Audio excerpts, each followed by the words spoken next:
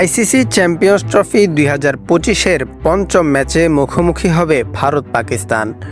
টুর্নামেন্টে দুই দলের জন্যই এটি দ্বিতীয় ম্যাচ। প্রথম ম্যাচে দুই দলের ফলাফল ছিল দুই রকম।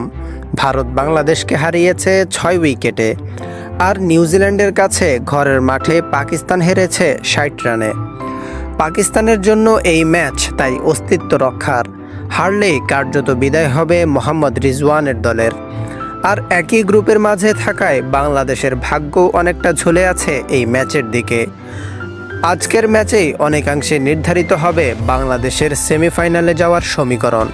জানা যাবে সোমবারের ম্যাচে বাংলাদেশের করণীয় কেমন হবে। ভারত পাকিস্তান ম্যাচে যদি পাকিস্তান জিতে যায়, সেক্ষেত্রে নিউজিল্যান্ড, ভারত ও পাকিস্তান সব দলের পয়েন্ট হবে 2। বাংলাদেশের জন্য সেক্ষেত্রে নিউজিল্যান্ডের বিপক্ষে হারলেও কাগজে কলমে খানিক সম্ভাবনা বেঁচে থাকবে। সেজন্য শেষ ম্যাচে পাকিস্তানের বিপক্ষে নিজেদের জয়, আর ভারতের কাছে নিউজিল্যান্ডের বড় ব্যবধানের হার দরকার। রান রেটের হিসেব মিলিয়ে অন্তত সেমিতে যাওয়ার স্বপ্ন দেখতে পাবে টাইগাররা। কিন্তু যদি ভারত আজকের ম্যাচে জিতে নেয়, তবে বাংলাদেশের সামনে নিউজিল্যান্ডের বিপক্ষে জয় ভিন্ন অন্য কোনো পথ খোলা থাকবে না। কারণ ম্যাচ শেষে ভারতের পয়েন্ট হবে 4।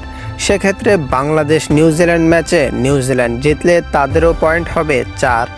পাকিস্তান ও বাংলাদেশের 27 তারিখের ম্যাচ তখন কেবলই নিয়ম রক্ষার। তবে নিজ নিজ ম্যাচে পাকিস্তান ও বাংলাদেশ দুই দলই জয় পেলে 4 দলেরই পয়েন্ট হয়ে যাবে 2। সেক্ষেত্রে শেষ ম্যাচগুলোর জন্য থেকে যাবে দারুণ নাটকীয়তা।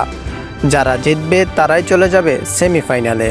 গ্রুপ পর্বের সমীকরণের নাটকীয়তা তাই ভারত পাকিস্তানের হাই ভোল্টেজ ম্যাচ থেকেই পুরোদমে শুরু হচ্ছে।